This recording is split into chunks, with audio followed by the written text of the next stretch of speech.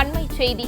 பழைய குற்றாலம் அருவியில் நீராட காலை 6 மணி முதல் மாலை 5:30 மணி வரை மட்டும் அனுமதி அளித்து தென்காசி ஆட்சியர் உத்தரவிட்டுள்ளார்.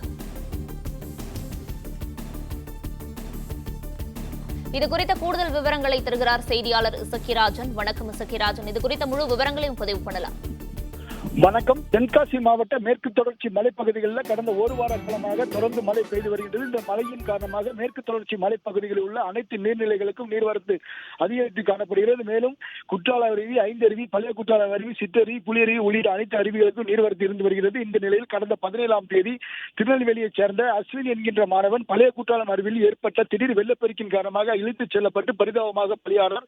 அதன் தொடர்ச்சியாக அன்றிலிருந்து இன்று வரை 7 நாட்களுக்கு குற்றாலம் வெயின் அருவி உள்ளிட்ட அனைத்து அருவிகளிலும் சுற்றுலா பயணிகள் குளிப்பதற்கு மாவட்ட நிர்வாகம் தடை விதித்திருந்தது. இந்த நிலையில் சிகப்பு எச்சரிக்கை மற்றும் மஞ்சள் எச்சரிக்கை, ஆரஞ்சு எச்சரிக்கை விடுக்கப்பட்டுள்ள நிலையில் நாளை வரை மஞ்சள் எச்சரிக்கை தென்காசி மாவட்டத்தில் உள்ள அனைத்து பகுதிகளுக்கும் விடுக்கப்பட்டிருந்த நிலையில் இன்று தென்காசி மாவட்டத்தினுடைய பல்வேறு பகுதிகளிலும் அருவி பகுதிகளிலும் தென்காசி மாவட்ட ஆட்சித்தலைவர் கமல் கிஷோர் ஆய்வுகளை நடத்தினார். இதன் தொடர்ச்சியாக இன்று குற்றாலம் பேரருவி பகுதியில் வைத்து செய்தியாளர்களை அவர் சந்திக்கும் போது குற்றாலம் பேரருவி, ஐந்தருவி, பழைய குற்றாலம் அருவிகளில் சுற்றுலா பயணிகள் நாளை 24ஆம் தேதி முதல் குளிக்க அனுமதி அளித்துள்ளார்.